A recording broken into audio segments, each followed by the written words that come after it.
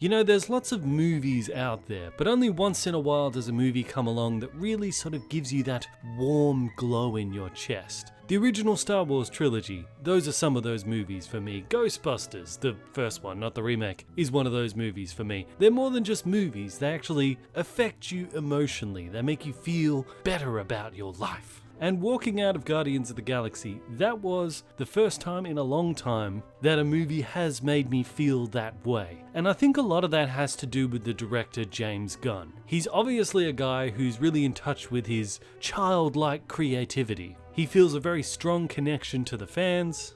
I love you, I love you, I love you. This is our home. This is the petri dish in which Guardians of the Galaxy Volume 2 is born. And I love you guys so much. And word has it that he would even keep different tubs of Play-Doh in containers on the set. And at the end of each day, he'd give that tub of Play-Doh to whoever in his crew or acting or technicians or whatever who did a particularly good job that day. Because he said he loves just the smell of Play-Doh and opening a new container and smelling it. It puts him in like that creative childlike place. And I mean, everyone loves playing with Play-Doh. And Guardians of the Galaxy has that feel. It's just fun. Dance off, bro. Me versus you. It's on. And as it turns out, fun makes a lot of money. After the first trailer of this movie came out with the song Hooked on a Feeling, on iTunes sales of that shot up 700% just from the trailer. And the soundtrack of Awesome Mix Volume 1 reached #1 in the US Billboard's Top 200 chart. It's clearly a movie that is special and that everyone loves. And sure, there are some people who don't like it, but those people are soulless monsters.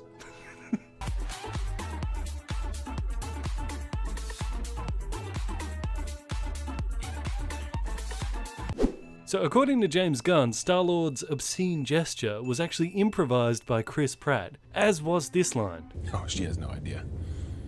If I had a black light, the place would look like a Jackson Pollock painting. You got issues, Quill.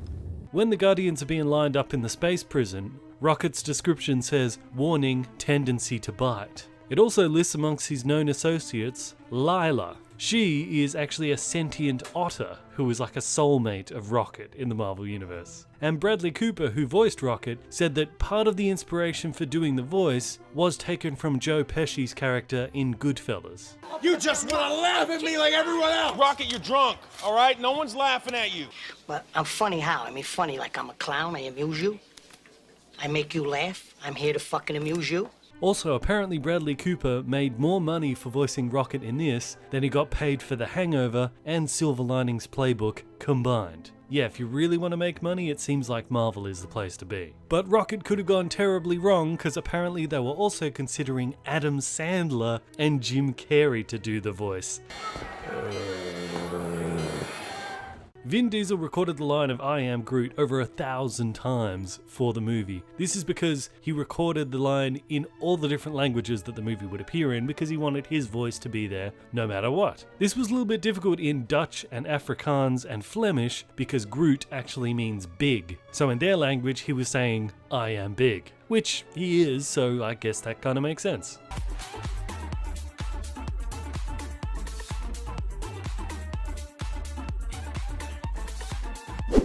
So the storyline of Guardians of the Galaxy is a classic MacGuffin kind of story. MacGuffin means in a movie when there's just a thing that everybody's after and the plot sort of revolves around that. A lot of Indiana Jones movies are about the MacGuffin, it's some item. In this case it's the orb, which turns out to be the power gem. Everybody wants the power gem, all these different elements for different reasons. And that's pretty much the main driving force of the movie. On seeing this movie though, one of my criticisms was I felt Marvel was relying too heavily on all of these MacGuffin movies, and I understand that of course it's necessary because they're building towards Thanos collecting all the Infinity Stones together, because that's the whole storyline and there's 5 different Infinity Stones, so they need at least 5 different movies that have a MacGuffin in it of sorts. It still felt like they were using the MacGuffin thing more than they needed to. And I can't help but think that a lot of the movies that don't involve a MacGuffin storyline actually are some of the better written stories. But when I went and checked and compared the different movies with an Infinity Stone versus those without, it's really not that much. There's 6 movies with Infinity Stones and 8 movies without them. And out of the movies with them and without them, it's sort of an even split between which are good and which aren't good. And Avengers Age of Ultron, that did have the gem that ends up going in Vision's head, but it wasn't really about that gem. It wasn't a MacGuffin storyline. So they've really only had 5, which fits with the 5 gems, so I guess it's okay. But another thing that bothered me in regards to the Infinity Stone was, at the beginning of the movie, Starlord just walks into this cave and just finds one. These things are like the most sought after items in the entire universe, and some of the most powerful beings in the entire universe are looking for them, and Starlord just walks up and just grabs one with no kind of security around this thing or anything like that. It always kind of bothered me. People do have different kind of theories about why this is. When he's walking up to get the orb, he projects a hologram of presumably the people that used to be there. And it does say earlier on that the planet was abandoned. So it is possible that maybe someone touched the power gem or something went wrong with it and it wiped out the entire population of that planet and Starlord was the first one to reach it after that. Or I suppose it is possible that the orb was being kept there in secret and the planet had to evacuate. Maybe Galactus or something was coming, so the planet had to evacuate and it just got left behind because it was a secret that it was there in the first place. And after all, while Starlord is the first one to get it, he only beats the others by like a few seconds. So it is possible as well that Thanos has put the word out to lots of different people all across the galaxy to look for this orb, look for these Infinity Stones, including the Ravagers. So it's possible that him being there is kind of part of Thanos' plan to find it. But even so, it still does seem a little bit stupid. I mean, even if it was kept there secret, no one knew about it, wouldn't there be a bit more security around it, like a better force field, or like hide it deep underground in a bunker, or like something? I mean, come on, it's just right there. Should be a little bit better guarded is all I'm saying.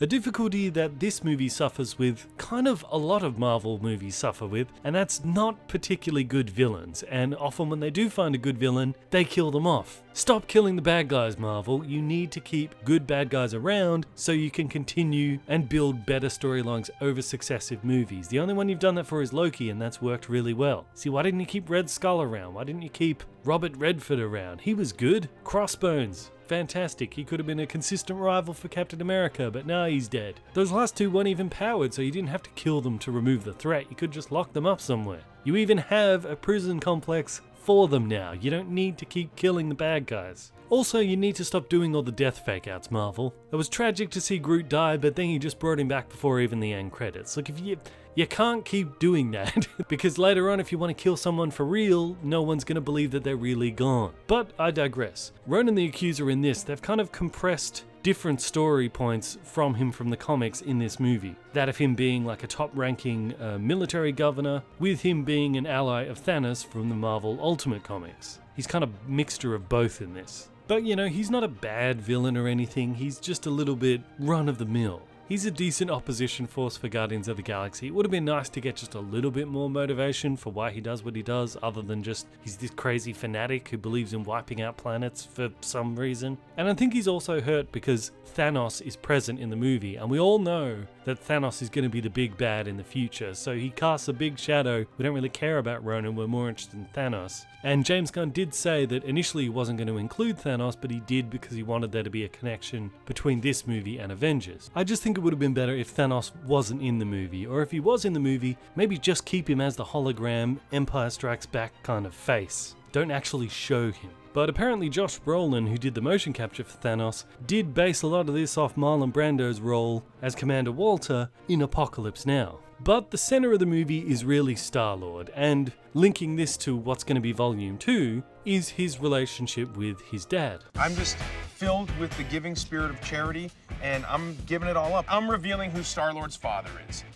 Wait, dude, you can't. You don't understand what a spoiler is. I keep telling you this every I do know what a time. spoiler is. You I don't. had one on my Honda CRX in high school. In the comics, his dad is basically just alien royalty. He's just like an aristocrat, a rich aristocrat. There's nothing really that special about him. But in the movies, it has now been confirmed since Comic-Con that his dad is going to be Ego the Living Planet, played by Kurt Russell. And Ego the Living Planet is a giant, floating, planet-sized head.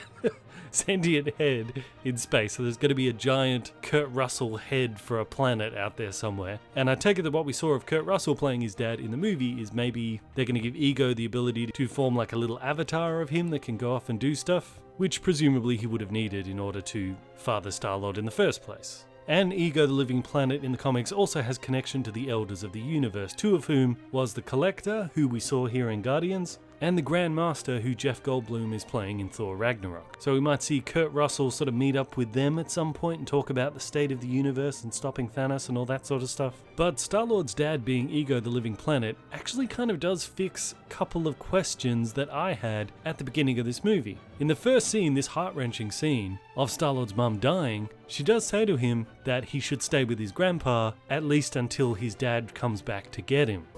Dear Grandpa is gonna take such good care of you. At least until your daddy comes back to get you.